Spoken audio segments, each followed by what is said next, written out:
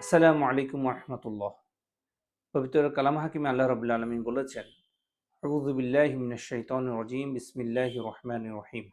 আহাল্লাল্লাহু বাইআ ওয়া হাররামার রিবা। অর্থাৎ আল্লাহ ব্যবসাকে হালাল করেছেন, সুদকে করেছেন হারাম। রাসূল করিম সাল্লাল্লাহু আলাইহি ওয়াসাল্লাম ইরশাদ করেছেন, সুদী লেনদেনে ৭০টা গুনাহ হয়। তার মধ্যে সর্বনিম্ন গুনাহটা হচ্ছে নিজের মায়ের সাথে জিনা করার মতো গুনাহ। প্রিয় ভাইরা আমার, আমাদের প্রিয় মাতৃভূমি বাংলাদেশ মুসলিম প্রধান দেশ। এদেশের মানুষকে প্রচলিত ব্যাংকিং ব্যবস্থা, সুদী ব্যাংকিং ব্যবস্থা থেকে বাঁচানোর জন্য ১৯৮৩ সালে এই বাংলাদেশের কিছু ধর্মপ্রাণ ব্যবসায়ী এবং কিছু ইসলামী স্কলার মিলে এই ইসলামী ব্যাংক প্রতিষ্ঠা করেন।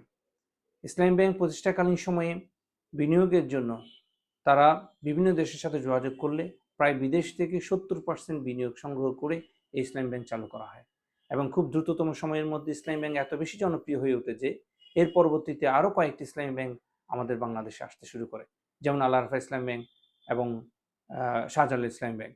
এছাড়াও অন্যান্য ব্যাংকও তাদের শাখাগুলোতে ইসলামিক উইন্ডো খুলতে বাধ্য হয় এবং খুব অল্প সময়ের মধ্যে ইসলামী ব্যাংক ভালো একটি রিজার্ভ সংগ্রহ করতে সমর্থ হয়। আমি যখন ইউএইতে ছিলাম, ইউএই থাকাকালীন ইউএই ইসলামিক কালচার সেন্টারের দায়িত্বশীল হিসাবে তৎকালীন ইসলামী ব্যাংকের চেয়ারম্যান আবু নাসর মোহাম্মদ আব্দুল জাহের সাহেব ইউএই ভ্রমণ করছিলেন। তার সাথে একটি ক্লোজ ডোর বৈঠকে বসার সুযোগ হয়েছিল। সেই বৈঠকে উনি বলেছিলেন যে, আপনারা যারা প্রবাসী থাকেন, বিশেষ করে সৌদি আরব এবং ইউএইতে লুলু সেন্টার চিনেন, সেই লুলু সেন্টারের মালিক পার্সোনাল প্লেন ইউজ করে আধা ঘন্টার জন্য ইউএইতে ভ্রমণ করেছিলেন শুধুমাত্র ওনার সাথে একটা বৈঠক করার জন্য। উনি ইসলামী ব্যাংক আপনার ইন্ডিয়াতে শুরু করতে চায় এবং সেটা কিভাবে করা সম্ভব সেটার ব্যাপারে ওনার পরামর্শ নেওয়ার জন্য। আমি যেটা বলতে চাচ্ছি, ইসলামী ব্যাংকের জনপ্রিয়তা তখন শুধু দেশে নয়, বিদেশেও ছড়িয়ে পড়েছিল। প্রিয় ভাইরা, এই রিজার্ভের উপর, ইসলামী ব্যাংকের এই ফান্ডের উপরে চোখ পড়ে ফ্যাসিস্ট আমলে মাফিয়া চক্রের, এবং মাফিয়া চক্র কিভাবে ইসলামী ব্যাংকটাকে দখল করে নিয়েছিল আপনারা ভালো করে জানেন। আমি সেদিকে যাব না।